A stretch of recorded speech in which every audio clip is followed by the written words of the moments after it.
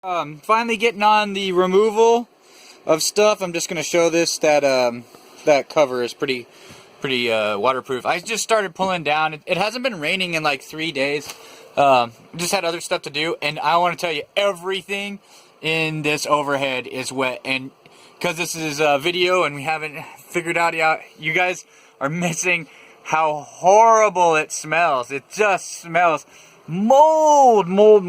So I gotta get this off before it gets into the cover underneath. I think that cover's waterproof, but yeah, just awful. Like it's so easily, like, it's just whatever structure it was is gone. So you can see there's no leak anymore necessarily right under. I'm just pulling down stuff that is awful. So all right, later. Hey, just a few minutes later, started pulling down the next panel here. This one was severely bowed, kind of like you can see those are.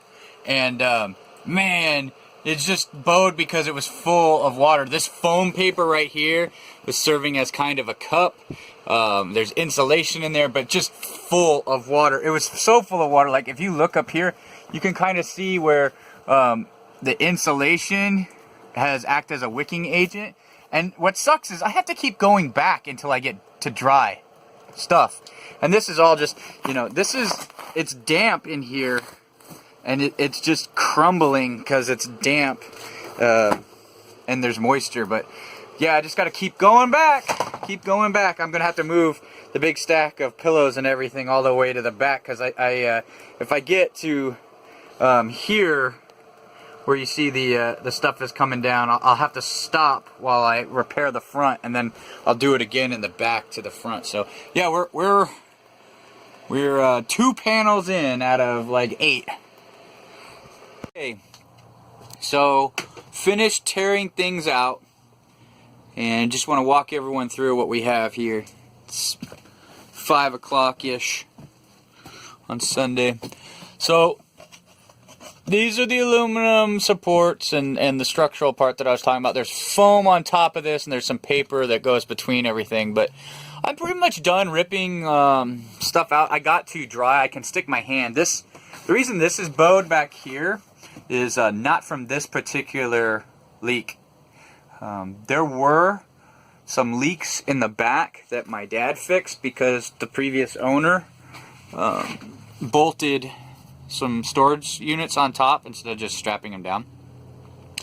So I stuck my hand in here and kind of pulled it down and went as far back as I can get and moved around. I'm doing it again right now, and like it's not super far, but this would all be wet, and it's not. This is dry. The last thing I found that was wet was right about here. So from here all the way forward to that crossbeam, which this thing's causing the focus to go nuts, but so from the middle of this panel, you can kind of see where there's a little bit of wet. Yeah, that's still a little damp right there.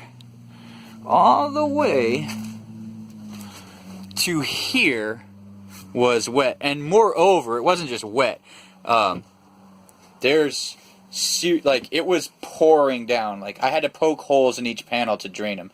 So there was, I don't want to exaggerate, so maybe a gallon of water. There might have been more than that. This is the leftover remnants. So what I'm going to do next, tomorrow probably after work, is finish trimming up the edges. I need to get some tools other than my pocket knife. Yeah, I did all this with a pocket knife. That's how wet it was. It just came apart. So I'll trim up the rest of this, get the edges done, and then I've thought about it, and I could spend a lot of time putting things across like that again. That's how the panels were going before. But what I'm going to do instead is I've measured it, and it's just under 8 feet to come all of the way back to this. So I can actually put in 2 sheets to cover this all back up from the front back. It's 2 sheets of plywood, and in the garage right now I happen to have 2 sheets of plywood. I think I have more than that, but two of the same size. So what I'll have to do is I'll have to cut a hole out for the air conditioning duct, right? And it doesn't have to be very big. The hole actually only needs to fit here, because this doesn't, like, right there. If it came across and around, like, at these points, that would be okay. And then I'm going to be able to send those all the way down to the other area. And what I'm going to do is I'm going to use the same method my dad did. This is my dad's little structural support. I'll clean this all up. So I'm going to slide a piece in there, just in like that. And then if I clean this up, I can have it sit right here, right? And I can either terminate it right here at this point so that there's a beam going across, or I can, and then I'd have to do the same thing over here and put another piece in, because I really want to do this. I really want to put a piece that's going to pick this whole mess up and take the stress off, because the reason this is all bowed down is because it's the previous water damage and it dried that way. And when that all gets done, I get to come back and do, and you can see the bulging kind of going in the back. I get to do the back again too. This stuff in the middle, I haven't detected any actual wetness. I'm sticking my fingers in there right now, and it's all dry and firm as it gets. But when I mess around with those and those are soaking wet. They're just garbage.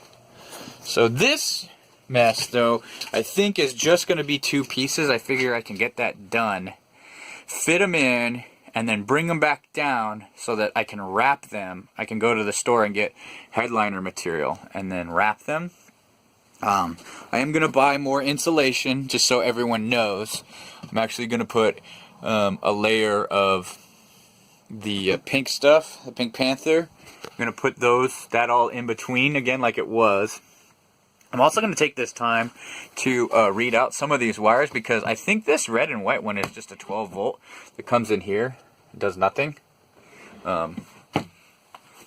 These are all lights. I'm not sure why they're going up here, because if you like poke around the entire RV, you'll find there's lots of ways for these to get powered.